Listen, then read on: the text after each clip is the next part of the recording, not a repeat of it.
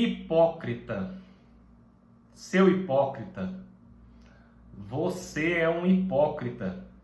Ai de ti, hipócrita, seu hipócrita, filho do inferno, hipócrita, cego, guia cego, sepulcro caiado, serpente, raça de víbora. O que você faria se alguém te chamasse de todos esses nomes? Você ia ficar feliz? Olá, eu sou Emanuel. Hoje é dia 25 e hoje nós estamos meditando no capítulo 23 do Evangelho de Mateus. E se quem falasse contigo todas essas palavras fosse o próprio Jesus, fosse o próprio Deus a te chamar de todos esses nomes que eu falei lá atrás? Foi isso que Jesus fez aqui. Jesus usou todos esses termos. Os fariseus haviam já montado um plano e decidido no seu coração matar Jesus. E Jesus agora denuncia publicamente os pecados do seu coração, os pecados do seu íntimo. Emanuel, quer dizer que para quem foi essas palavras? Não foi para pessoas pecadoras, distantes da vontade de Deus? Foi para os pecadores? Essas palavras foram ditas aos religiosos da época, dentro de um templo, dentro da sinagoga, que era a igreja dos judeus. Jesus falou ai de vós, 8 vezes nesse discurso em Mateus 23. Jesus chamou de hipócritas 7 vezes. Hipócritas, hipócritas. Duro, não é? Esse discurso de Jesus. Muitas pessoas pensam assim, não, Jesus é só paz e amor. Jesus jamais diria isso. Ei, Jesus é Deus. Não, Deus é bom. Sim, Deus é bom. Deus é misericordioso também. E Deus é severo. A Bíblia fala muito da ira de Deus. Onde é que está escrito isso, Emanuel? Na Bíblia. Você pode ir aí, por exemplo, em... não é coisa do Antigo Testamento. Não, venha no Novo Testamento. Você pode ir até o capítulo 11 de Romanos, Romanos 11, versículo 22. Considerai, pois, a bondade e a severidade de Deus. Para com os que caíram, severidade. Mas para contigo a bondade de Deus, se nela permanecerdes. Para os que caíram, a severidade. Para os que estão no caminho de Deus, a bondade na tua vida. Deus tem vários atributos. Alguns deles ele até compartilhou conosco. Quando teu filho está fazendo as coisas direito, você se alegra. Quando teu filho faz alguma coisa errada, você se entristece. Quando teu filho faz alguma coisa muito errada, você se indigna. Com o nosso Pai também é a mesma coisa em relação aos seus filhos. Você é filho de Deus? Então, mas quer dizer que Emanuel, Jesus, não dizem que Jesus não teve pecado aqui na terra? Como é que ele se irou? Sim. Jesus não teve pecado e Jesus se irou. A Bíblia diz: irai-vos e não pequeis.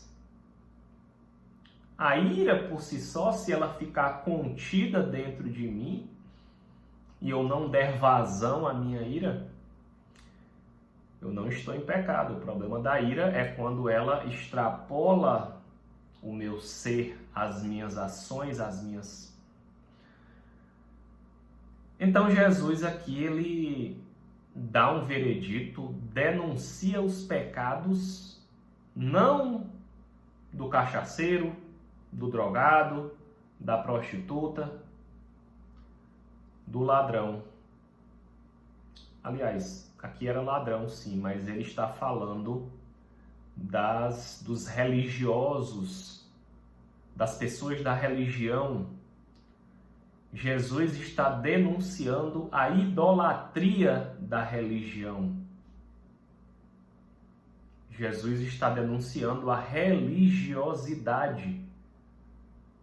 A idolatria da religião é você colocar a religião acima da palavra de Deus e em discordância, em desacordo com a palavra de Deus, fazendo e praticando o que a palavra de Deus, revelada pelo próprio Deus, não te mandou fazer. No cristianismo atual, isso também acontece muito. Temos muitas tradições e as tradições muitas vezes estão em discordância cabal com a palavra de Deus, estão em discordância frontal, são totalmente opostas. E se uma tradição é oposta à palavra de Deus, a palavra de Deus tem que prevalecer. A palavra de Deus, a Bíblia, está acima de qualquer religião. É a verdade de Deus revelada nas Escrituras sagradas. Essa palavra é sagrada. Onde é que está escrito, Emanuel? Mateus, no próprio Evangelho de Mateus, capítulo 15, no versículo 3, está escrito: por que transgredis vós o mandamento de Deus por causa da vossa tradição? Por que você transgride o mandamento de Deus por causa da tua tradição? Jesus pergunta aqui. Jesus confronta. E aqui Jesus confronta e denuncia os pecados dos religiosos, dos fariseus, dentro de um templo. Dentro, não era igreja, porque a igreja, mas era a sinagoga, que era a igreja, entre aspas, dos judeus. E por que Jesus disse tantas palavras duras?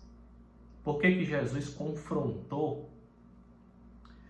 Primeiro, porque ele é Deus. Ele é o justo juiz. Ele estava dando aqui o seu julgamento. E ele é o juiz. É ele quem julga. Ele faz isso e ele há de vir a nos julgar. Ele é Deus. Segundo, Deus aqui confronta os pecados para que eles se arrependessem, considerando talvez que alguns deles pudessem se arrepender. Mas ao invés de se arrepender, o que foi que eles fizeram? Resolveram matar Jesus. Ei, se algum dia a palavra de Jesus te confrontar a tua vida, confrontar as tuas práticas, não faz o que fizeram os fariseus, não. Não mata Jesus da tua vida, não. Não exclui Jesus da tua vida, não. Pelo contrário, se arrepende dos teus pecados. Jesus nos confronta por amor, porque Ele quer o nosso melhor e porque a vontade dEle é boa, perfeita e agradável. Dito isso, vamos à palavra. Mateus 23, Então falou Jesus às multidões e aos seus discípulos: na cadeira de Moisés se assentaram os escribas e os fariseus. Jesus está dizendo aqui que os religiosos se sentaram na cadeira de Moisés. Moisés foi quem escreveu a lei de Deus, a lei do Antigo Testamento, e recebeu os 10 mandamentos. É como se Jesus dissesse assim: olha, vocês estão se sentando, vocês estão legislando, criando leis que não fui eu quem mandei. Vocês estão sentando na cadeira de Moisés, que é o legislador, criando leis com base nas tradições, doutrinas de homens que eu não mandei vocês criarem. E por que eles fizeram isso? Por que os religiosos estavam criando essas doutrinas? A própria palavra aqui vai nos dizer. No versículo 3 diz assim: ouçam o que eles dizem, mas não imitem o que eles fazem. Porque não imitem as suas obras, porque eles dizem e não fazem. Hipocrisia. Versículo 4: atam fardos pesados e põem sobre os ombros do homem, mas eles mesmos não querem movê-los. Criavam leis pesadas, mandamentos, coisas pesadas para as pessoas fazerem, que nem eles mesmos faziam. A gente tem que ter muito cuidado, porque em muitos lugares, infelizmente, no meio cristão, isso está presente. Líderes que colocam fardos pesados sobre os fiéis e nem eles mesmos cumprem o que eles colocam, esses fardos.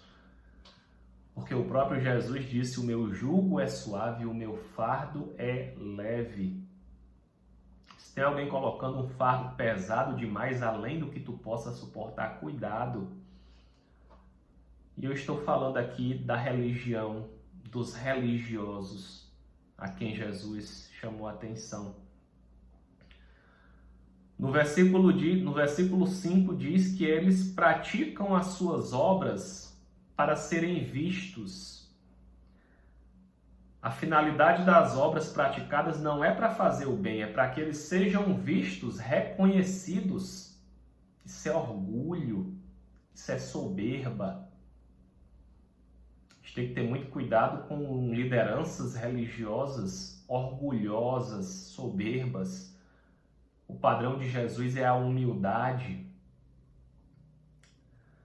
No versículo 6 diz que eles amam o primeiro lugar, amam as saudações, amam ser saudados e amam ser chamados de mestres, aquelas pessoas que gostam de ser referenciadas, que gostam de ser idolatradas. Ei, o Deus não é homem, o Deus não é você, o Deus não é a liderança que está à frente da igreja. A liderança é apenas um servo de Deus, uma pessoa que está sendo usada pelo poder que vem de Deus. Mas aqui diz que eles amam os primeiros lugares, as saudações. Eita, tá chegando aí, eita! Olha aí o homem de Deus, esse homem aí é quase Deus aqui na terra. Cuidado com a idolatria de homens orgulhosos que atraem para si esses holofotes. E Jesus disse aqui: não chame a ninguém de mestre, de rabi, que significa meu mestre, ou é meu mestre, porque só um é mestre, e é o próprio Jesus. Não chame a ninguém de pai. Às vezes as pessoas podem idolatrar a liderança orgulhosa a ponto de chamá-lo, não é meu pai. Ei, pai é só um, é só Deus que está nos mais altos céus. E diz: não vos chamei de guias. Tem muitas religiões, denominações que as pessoas chamam os seus líderes de guias. Jesus disse: não vos chameis de guias, porque guia é só um. E quem é que ele diz aqui que é o guia? Que é só um, que é o próprio Jesus Cristo. Porque um só é vosso guia, o Cristo. E no versículo 11 e 12, após Jesus denunciar aqui os falsos religiosos que podem estar presentes nos dias de hoje, ele nos dá um ensinamento. Versículo 11: o maior dentre vós será o servo. Quando é que eu sei que uma pessoa é grande para Deus? É quando ela está servindo as outras pessoas. Quem a si mesmo se exaltar será humilhado pelo próprio Deus. Os escândalos, uma hora aparecem, uma hora vem à tona. A palavra diz que quem a si mesmo se exaltar será humilhado. Mas quem a si mesmo se humilhar, aí aquele que se humilha, aí aquele que serve, aquele que vive na humildade, esse Deus exalta. Nós temos que buscar a humildade todos os dias, porque a nossa vida carnal é muito orgulhosa. Nós queremos, nossa carnalidade é orgulhosa, a gente tem que estar no Espírito de Deus para poder andar em humildade. Quem a si mesmo se exaltar será humilhado, e quem a si mesmo se humilhar será exaltado. Foi o que aconteceu com o próprio Jesus, que se humilhou, desceu à terra, Deus Emanuel, se deu a morte de cruz, e hoje Jesus está nos mais altos céus, assentado à direita de Deus. Jesus é o maior exemplo de quem se humilhou e foi exaltado por Deus. Isso daqui vai até o versículo 12. Do versículo 13 em diante, aí começa aqui a segunda parte desse capítulo, na qual Jesus continua fazendo pesadas advertências aos religiosos, à religiosidade. Jesus fala aqui de três coisas, três pontos aqui, que eles dão falsos ensinos. E ensinos que não estão de acordo com a palavra de Deus. Versículo 13. Ai de vós, escribas e fariseus, ai de vós, hipócritas, porque fechais o reino dos céus diante dos homens. Pois vós não entrais, nem deixais entrar os que estão entrando. Olha só. Por ensinar de forma errada, esses líderes religiosos nem entravam no reino dos céus. João Batista e Jesus anunciaram o reino dos céus, abriram a porta do reino dos céus, pregaram arrependimento de pecados, disseram: arrependei-vos, pois é chegado o reino dos céus, se arrependam para vocês acessarem o reino dos céus. Chega essa turma aqui da religião e aqui diz que eles fecharam a porta do reino dos céus, pregando coisas erradas que não estavam de acordo com a palavra de Deus, falando sobre tradições, coisas da cabeça deles muitas vezes, que não tem base bíblica, não tem nenhum fundamento bíblico.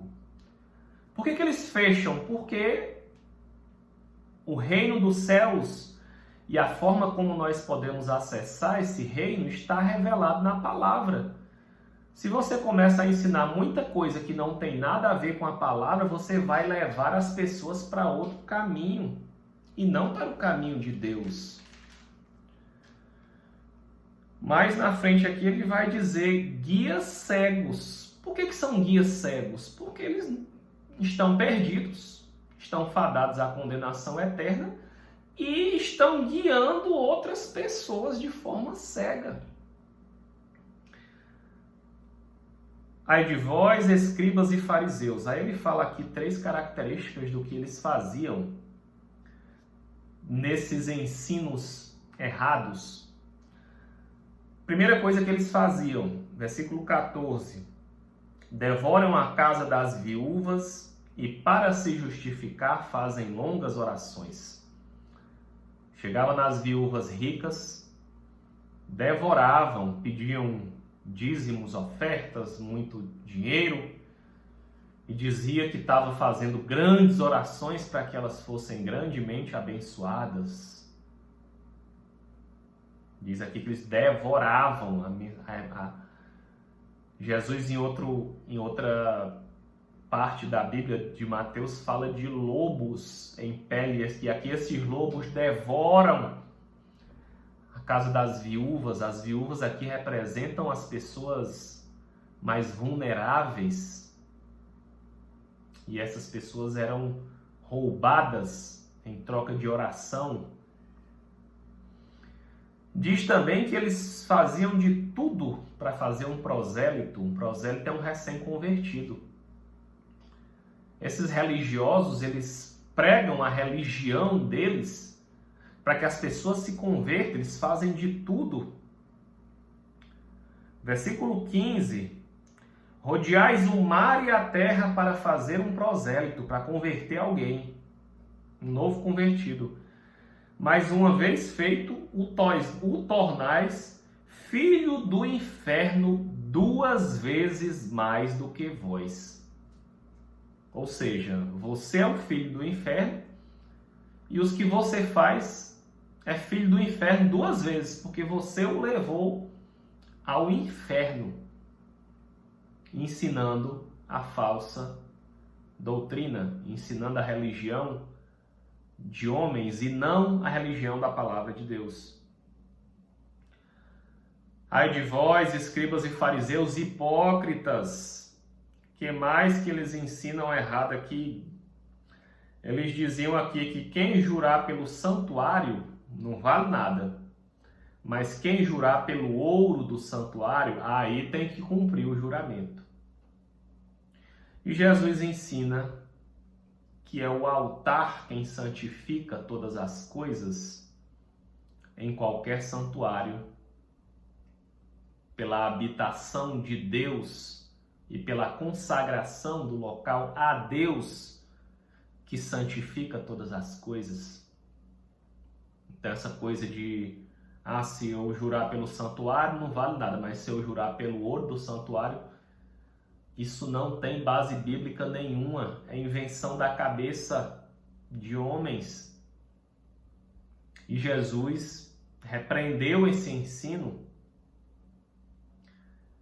faz aqui essas 3 exortações aos ensinos. Depois Jesus, do versículo 23 até o 28, Jesus critica fortemente o estilo de vida desses religiosos, dos fariseus, porque eles dizimavam de cada detalhe, dizimavam aqui dos vegetais, da hortelã, contavam cada centavo do dízimo. Ai de vós, escribas e fariseus hipócritas, porque dais o dízimo da hortelã, do endro e do cominho. Eles faziam as colheitas e retiravam 10% para dar a Deus o dízimo de cada plantinha, de cada detalhe, de cada minúcia. Porém, tendes negligenciado os preceitos mais importantes da lei: a justiça, a misericórdia e a fé. Se a gente negligencia a fé, a justiça de Deus e a misericórdia, então Jesus diz: deveis, porém, fazer estas coisas sem esquecer aquelas. Vocês devem dar o dízimo, devem, mas sem esquecer da fé, da esperança e da misericórdia. Diz aqui Jesus, da fé, da justiça e da misericórdia. O que Jesus diz aqui é que nós temos que obedecer toda a palavra de Deus e não somente uma parte dela, não somente o que eu acho melhor, não somente o que é mais confortável para mim, mas eu tenho que procurar andar em obediência a essa palavra e no caminho de Deus, da palavra. Guias cegos, novamente aqui chama de guias cegos, porque estão guiando outras pessoas. Jesus fala aqui nos versículos 25 a 28 que eles limpam o exterior, mas por dentro são sepulcros caiados.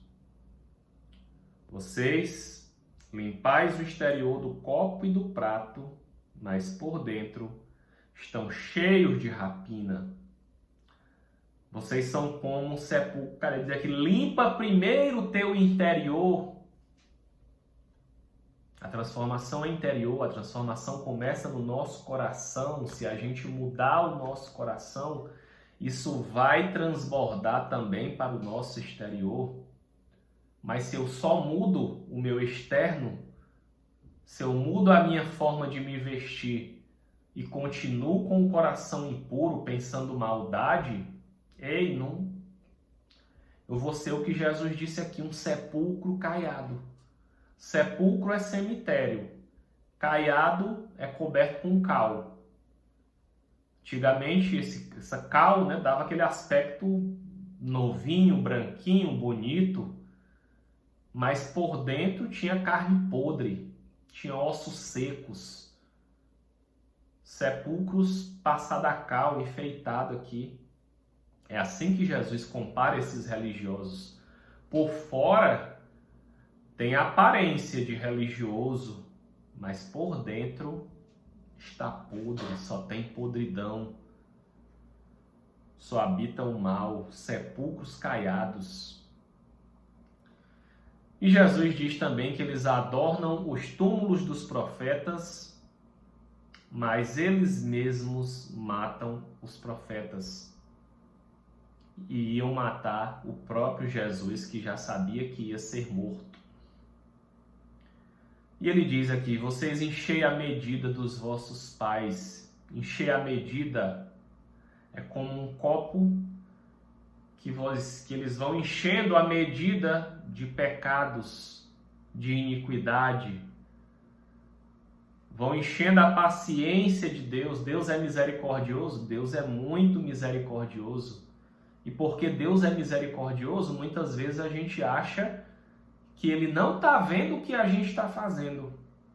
Mas a Bíblia diz que vai enchendo a medida da iniquidade dos nossos antepassados.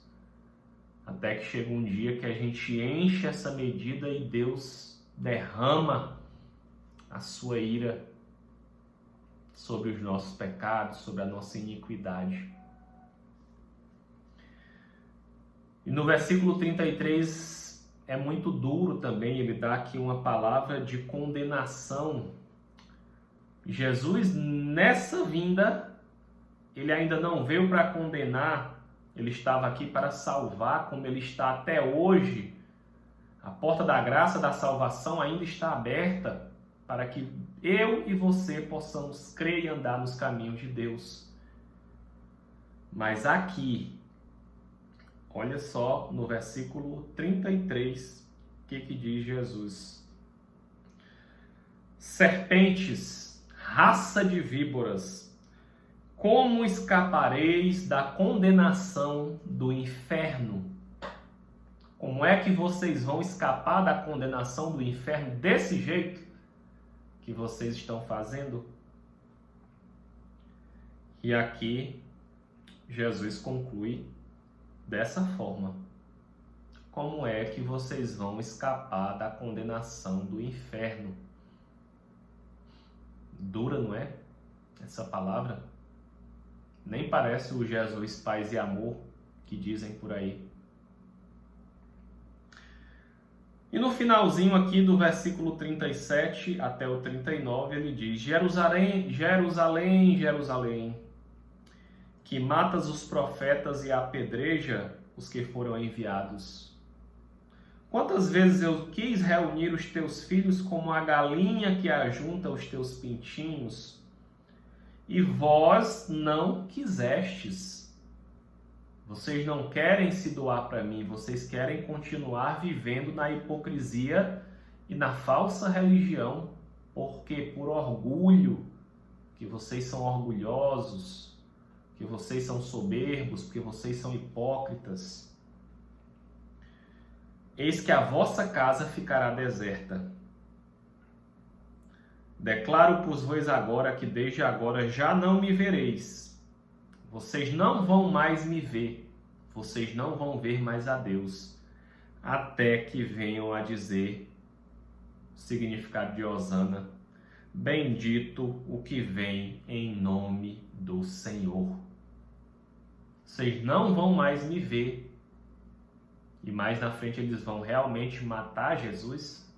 Vocês não vão mais me ver, até que vocês digam, bendito que vem em nome do Senhor. Até que vocês se arrependam dos seus pecados. Louvem a mim, se entreguem a mim, andem nos meus caminhos, porque eu voltarei uma segunda vez em glória, em julgamento, no final dos tempos.